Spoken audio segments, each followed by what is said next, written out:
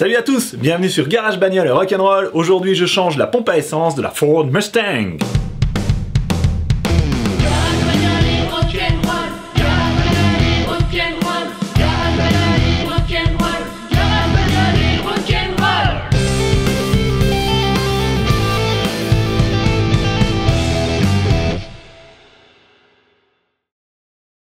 Dans une précédente vidéo, j'avais dit que je laissais cette voiture sur chandelle pour faire ce travail, mais il restait encore pas mal d'essence dans le réservoir.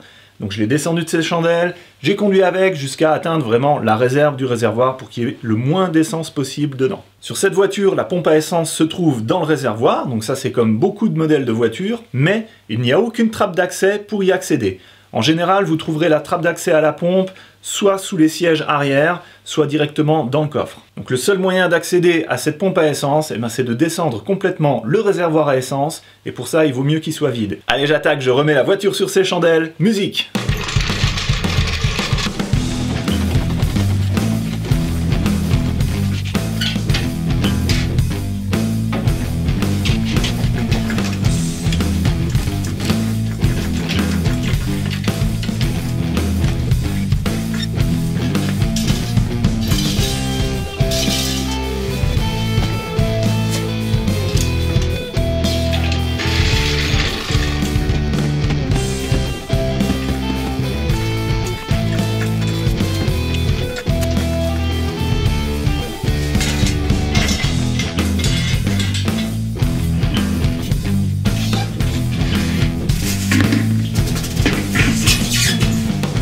Première étape, je vais vider le reste d'essence qu'il y a dans le réservoir. Et pour ça, je vais le faire au niveau du filtre à essence. Je vais déconnecter le filtre à essence, je vais mettre en route la pompe pour qu'elle pompe ce qui reste au fond du réservoir, et puis je vais récupérer ça dans un récipient. Donc si vous faites ça chez vous, vérifiez qu'il n'y a plus de pression dans le circuit d'essence.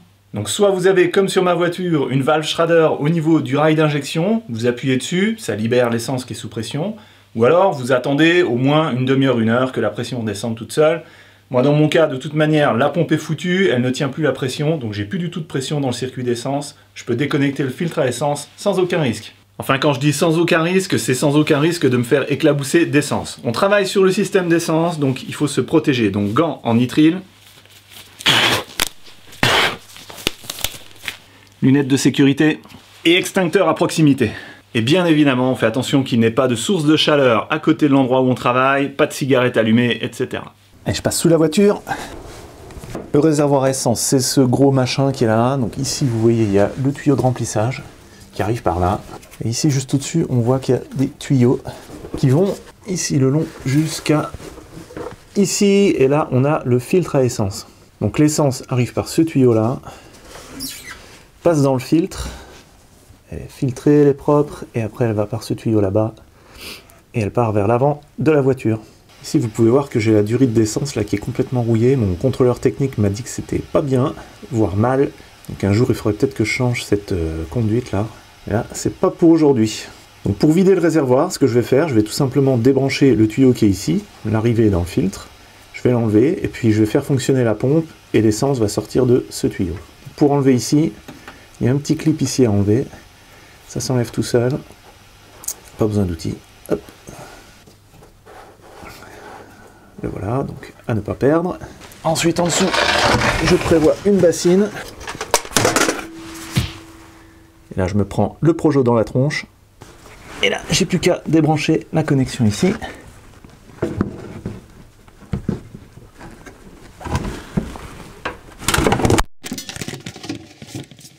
Et ma caméra marche encore. Panasonic, c'est vraiment de la qualité. Placement de produit qui se casse la gueule. Ok, ma caméra est accrochée correctement cette fois.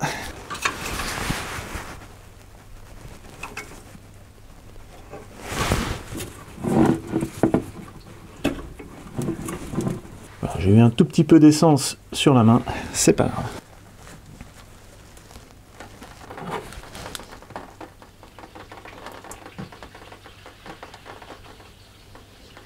J'ai une grande caisse Ikea propre, je vais la mettre en dessous du réservoir et puis je vais accrocher le tuyau d'essence dessus. Et voilà. Sur cette voiture, le relais qui commande la pompe à essence se trouve sous le siège passager. Alors je vais l'avancer. Alors le voici, vous le voyez là, il est au fond. Donc c'est ce truc noir qui est là, et en dessous, ben, on a la connexion électrique. Donc là, ça va être très difficile pour moi de vous montrer ce que je vais faire. Je vais essayer. Mais là, j'ai très peu d'espace pour travailler. Je suis vraiment juste vraiment en dessous du siège. Je vais essayer de déconnecter ce relais avec une seule main. C'est difficile, donc il va falloir que je mette la deuxième. Mais du coup, vous voyez plus rien.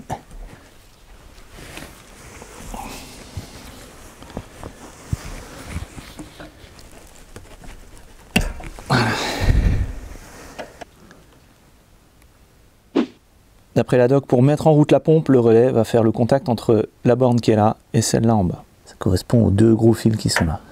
Alors, il y en a un qui a la masse et l'autre qui devrait avoir du 12 volts permanent. Donc on va tester ça. Je vais utiliser ma petite lampe de test que je connecte à une bonne masse. Voilà, donc là, ça devrait donner une masse correcte. Et là, donc s'il y a du 12 volts là-dedans, ça devrait allumer ma petite lampe.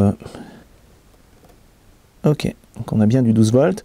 L'autre ici, ça doit être une masse. Donc on ne doit pas avoir de 12 volts. Ok. Bien. Maintenant, pour mettre en route la pompe, eh bien, tout simplement, je vais shunter les deux connexions qui sont là. Vous pouvez faire ça soit en prenant un petit bout de câble que vous aurez dénudé comme ça, mais bon, c'est pas pratique pour rentrer dans ces connexions. Donc moi, je vais utiliser un câble de test. Alors voici mon câble de test et j'ai mis au bout deux aiguilles pour pouvoir les brancher dans les prises. Alors, je vais déjà brancher le côté masse. Et avant de connecter le positif, je vais vous mettre aux premières loges pour que vous puissiez voir l'essence qui arrive. Ok, attention, contact, 3, 2, 1, partez.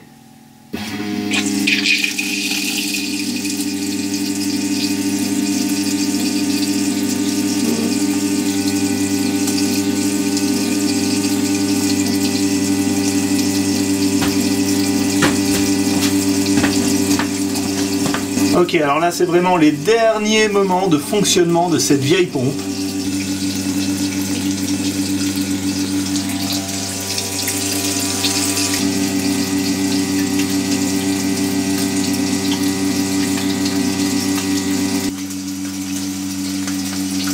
Il y en a pas mal, hein.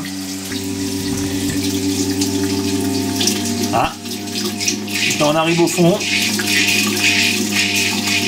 je laisse sortir les dernières gouttes là, j'essaie d'aspirer le fond. Et là c'est vraiment pas grave si la pompe souffre un peu, de toute manière elle part à la poubelle celle-là.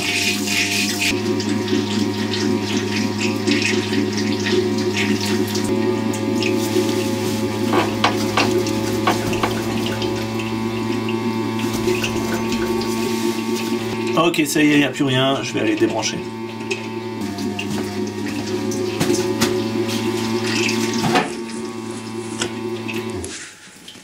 Et voilà. Alors la jauge indiquait que le réservoir était quasiment vide et pourtant il y a vraiment beaucoup d'essence. Il faut que je décroche le tuyau. J'en ai sorti vraiment beaucoup. Là-dedans il y a facile 10 ou 15 litres. Donc l'essence c'est très volatile. Alors je mets tout de suite un couvercle dessus avec un truc qui appuie pour bien que ça ferme. Maintenant, deuxième partie, je descends le réservoir d'essence. Je commence par ouvrir la trappe d'accès au réservoir et sur cette voiture, c'est électrique. Ça se fait ici dans la boîte à gants avec ce petit bouton et il faut mettre le contact.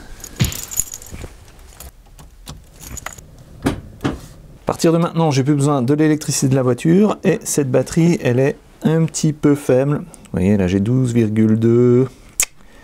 Donc je vais la recharger pendant que je termine le travail. Un petit coup de recharge, ça fera pas de mal. La voiture est restée garée ici dans le garage pendant plusieurs jours sans rouler.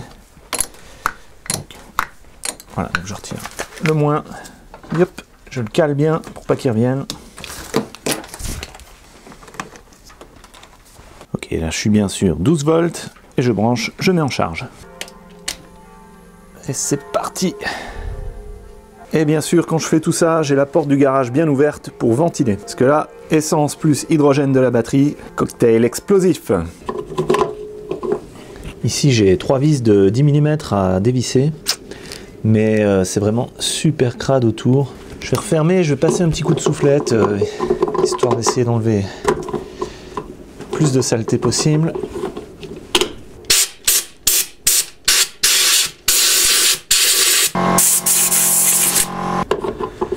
c'est légèrement mieux.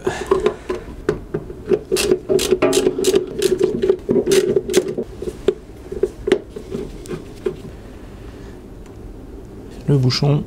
Maintenant, je déconnecte tout ce qui reste branché au réservoir. Alors d'abord, il y a cette ligne de retour d'essence là. Pour déconnecter cette ligne retour, je vais utiliser un petit outil spécial de cette mallette. Donc ça, c'est une mallette pour brancher, débrancher des connecteurs d'essence ou de climatisation. Alors je pense que c'est un des trois là, des petits. Je vais prendre les trois.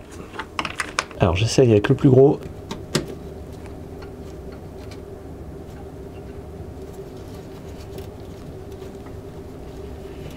Ça a l'air d'être ça. C'est juste que le tuyau là est rouillé. Je vais prendre celui à la taille juste en dessous. Je force pas trop parce que là j'ai un peu peur que la conduite pète, et si ça pète là je suis vraiment mal. Bon, j'essaye avec le plus petit.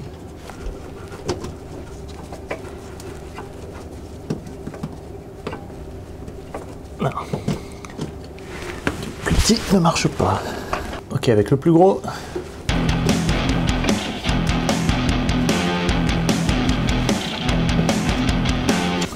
Non, ça ne va pas. Je prends le moyen. Ah, ça n'a pas l'air de vouloir bouger du tout. J'essaye de mettre un peu de WD-40, peut-être que ça va aider.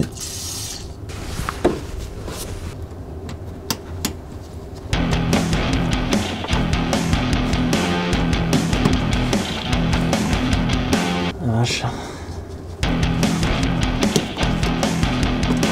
Bon, je me demande quand même si c'est pas le gros qu'il faudrait prendre au final.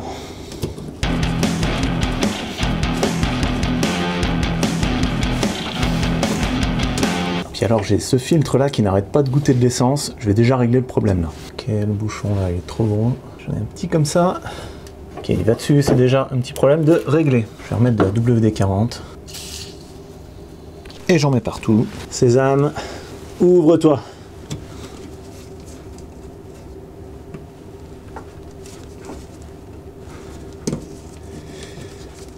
Ou alors c'est un autre système là, il faut peut-être appuyer là. Non.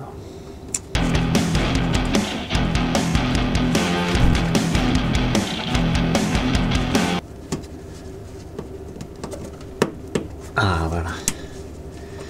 En fait c'est moi, je le mettais pas dans le bon sens. Vous avez vu là, ça s'est ouvert. Voilà, ça vient. J'ai vraiment peur de forcer, parce que si ça pète là, je vous raconte pas.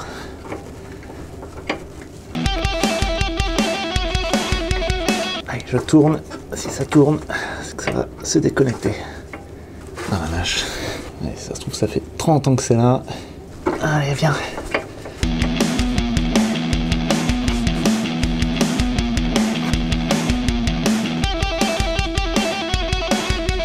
Pousser que le côté là, faire l'autre. Et en fait, ce tuyau est tordu quoi.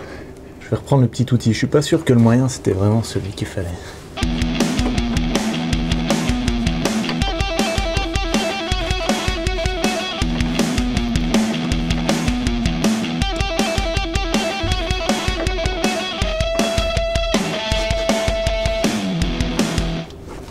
Je tire dessus comme un bœuf et j'aime pas ça. Hein.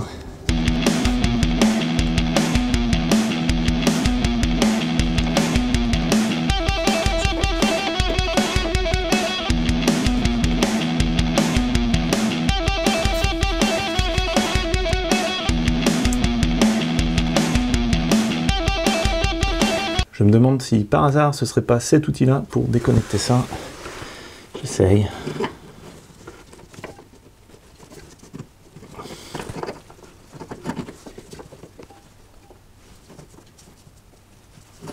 Ah non, ça fait rien du tout.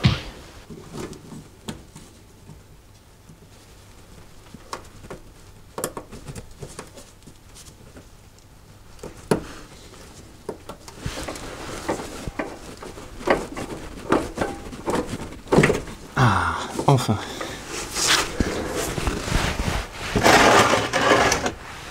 Donc au final, c'est l'outil moyen qui a fonctionné. Alors le truc c'est vraiment de l'enfoncer au maximum, on doit entendre un clic. Ça doit vraiment faire clic quand ça arrive au fond là. Et ça doit dégager les deux pattes là des deux côtés. Voilà. Bon maintenant j'ai le tuyau là qui fuit, donc pareil, je mets un petit bouchon. Hop. Voilà. Juste à côté des deux tuyaux d'alimentation et de retour, il y a la ligne là d'évaporation qu'il faut enlever.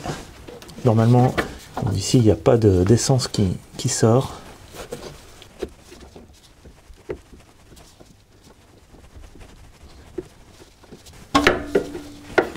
Voilà. Ok, alors les trois tuyaux là, c'est bon, on continue de faire le tour. On a ça ici à dévisser, donc c'est une attache pour le tuyau de remplissage, et là c'est du 5/16e de pouce. Donc là on a un mélange de millimètres et de pouces sur cette voiture, c'est incroyable. Alors je WD-40 au-dessus.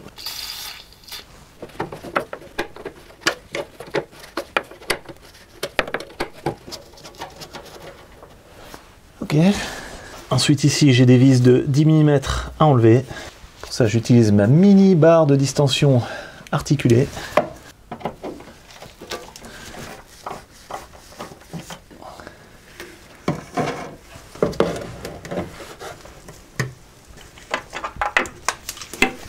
Donc ça, c'est du caoutchouc. Je vais juste le laisser comme ça, c'est très bien. Ok, maintenant j'ai cette connexion électrique à débrancher.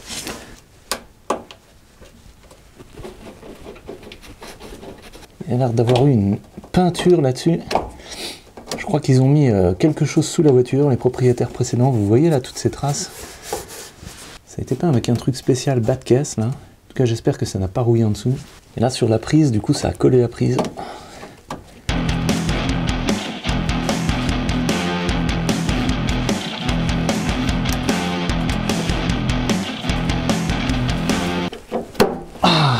Eh ben, quel travail pour une prise. Alors, je sais pas si vous voyez dedans, on dirait qu'il y a eu un produit, une sorte de pâte. Peut-être une pâte de contact ou quelque chose qui empêche de se corroder. Ok, maintenant il n'y a plus qu'à défaire les deux sangles de l'autre côté. Pour éviter que le réservoir tombe par terre quand je dévisse les sangles, je mets une caisse Ikea. Alors cette sangle qui tient le réservoir, elle est tenue ici par une vis avec une tête de demi-pouce, mais là il y a eu plein de cette fameuse peinture ou je ne sais pas trop quoi. Donc, je vais faire rentrer ma douille au marteau.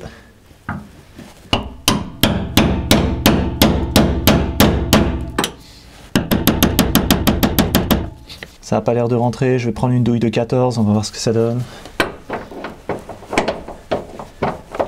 Ouais, là ça rentre un peu trop facilement. Douille de 13. Allez, je réessaye avec ma douille de demi-pouce. Allez. Ouais.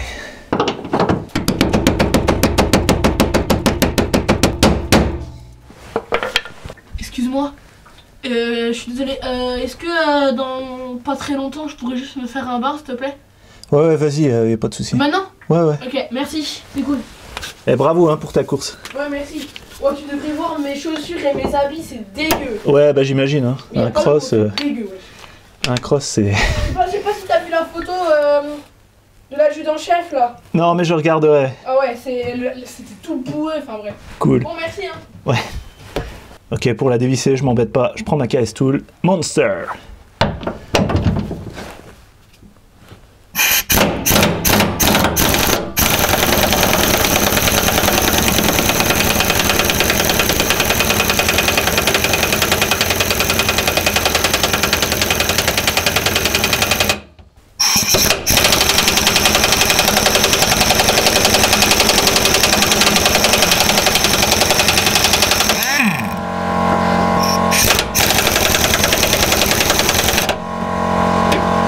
Ok, celle-ci c'est pareil.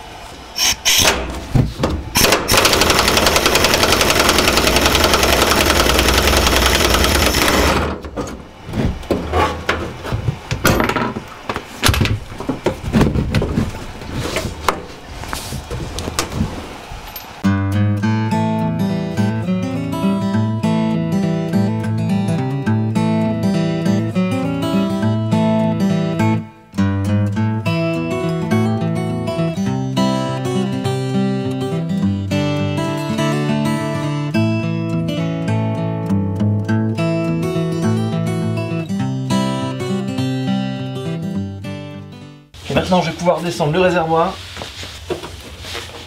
Il y a encore de l'essence dedans.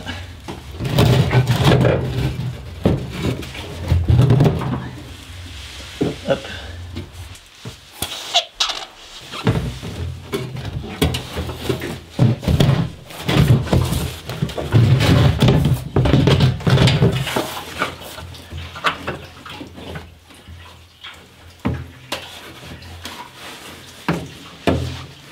Ok, là-bas les tuyaux ils sont tenus.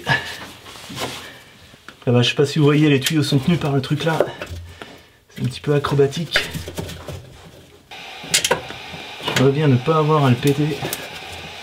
Peut-être simplement je passe les tuyaux comme ça dedans. Ok.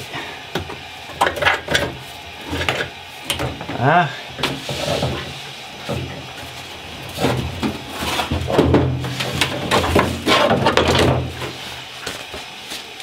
Et voilà.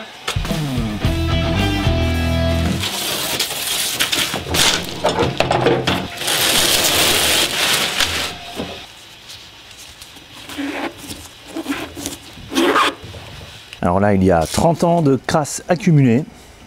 Je vais déjà commencer par passer un bon coup de soufflette.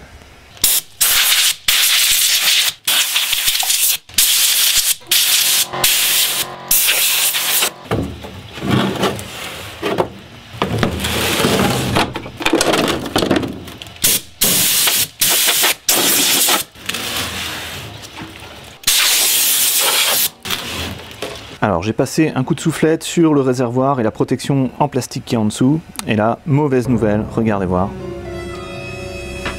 Donc deux choses. La première, c'est cette durite de ventilation là. Vous pouvez voir qu'ici elle a été complètement pincée. Regardez, elle a été complètement écrasée. Donc là, ça devait toucher le dessous de la voiture. Vous voyez qu'ici aussi le haut du réservoir avait tendance à toucher, la peinture a été frottée. Donc là, ce retour là de gaz, il va vers l'avant dans un système de charbon actif et ça permet de ne pas émettre dans l'atmosphère des vapeurs d'essence. Mais là du coup ça n'a jamais marché. Hein. Autre chose, et là c'est pire, c'est les tuyaux ici, là. Regardez ces petits tuyaux d'arrivée et de retour d'essence. Ils sont mais complètement rouillés, quoi. Donc là, vu le travail que c'est de descendre le réservoir, je pense que ça ferait aucun sens que je sorte toute l'armature ici, que je change juste la pompe et que je remette ça avec les tuyaux rouillés. Donc en plus de la pompe, il va falloir que je me procure toute la pièce qui tient la pompe. Il va falloir que je remplace aussi tout ça. Bon, je voudrais quand même voir ce que ça donne à l'intérieur du réservoir. Je vais sortir tout l'ensemble là avec la pompe. Alors, l'arrivée d'essence. Pareil, il y a un petit clip en plastique. Le tuyau là, de côté. Éventuellement, ça se change aussi, hein, parce que le plastique est assez dur. Alors là, est-ce que je vais avoir plus de chance de ce côté-là pour la ligne de retour?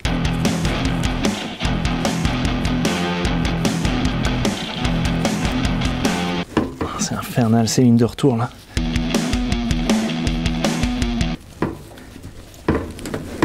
Ah! Au moins ça aurait été plus rapide. Maintenant je débranche le connecteur électrique qui lui aussi a de la graisse de contact. Ok, pour l'accès à la pompe, je vais déjà nettoyer pour essayer d'en mettre le moins possible dans le réservoir. Ok, j'ouvre. Donc il faut dévisser dans le sens là.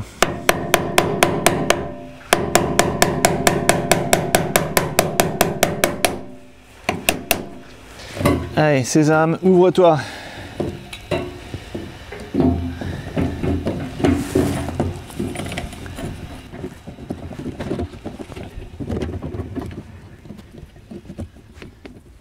Et toi, tu restes avec moi. Hop. Bon, bah c'est pas trop mal quand même. C'est pas trop mal, j'hésite. Est-ce que je rachète du neuf ou est-ce que je réutilise ça? Bon, je vide le reste d'essence du réservoir dans ma boîte.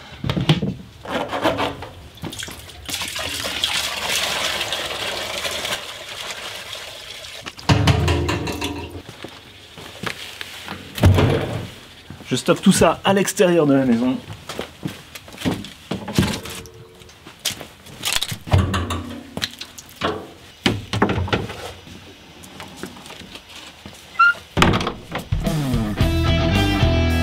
Ok, je m'arrête là pour aujourd'hui, je veux vraiment étudier la question de savoir si je remplace ça ou pas. Vous voyez que ce qui était à l'intérieur du réservoir, c'est en bon état. Le dessous là n'est pas rouillé. Bon, par contre le dessus je sais pas, il faut vraiment que je vois. Mais en tout cas ça me gêne de remonter une pompe neuve avec un truc rouillé comme ça au-dessus. Dans le kit de la pompe, donc on a la pompe de remplacement qui est là. Et on a aussi plein de joints. J'ai un joint ici qui pourra remplacer celui-là. Mais bon, il y a aussi cette histoire de durite écrasée là qu'il va falloir que je remplace. C'est pas n'importe quelle durite, il faut que ça tienne à l'essence. Donc je sais pas si j'en ai en stock. Voilà, donc je vous laisse là. Comme d'habitude, je vous mets les liens vers les outils et les produits que j'ai utilisés dans cette vidéo en dessous dans la description. Alors est-ce que je vais changer cette pièce ou simplement la nettoyer, la dérouiller, mettre de l'anti-rouille et remonter comme ça? Eh bien vous le saurez dans un prochain épisode de Garage Bagnole et Rock'n'Roll.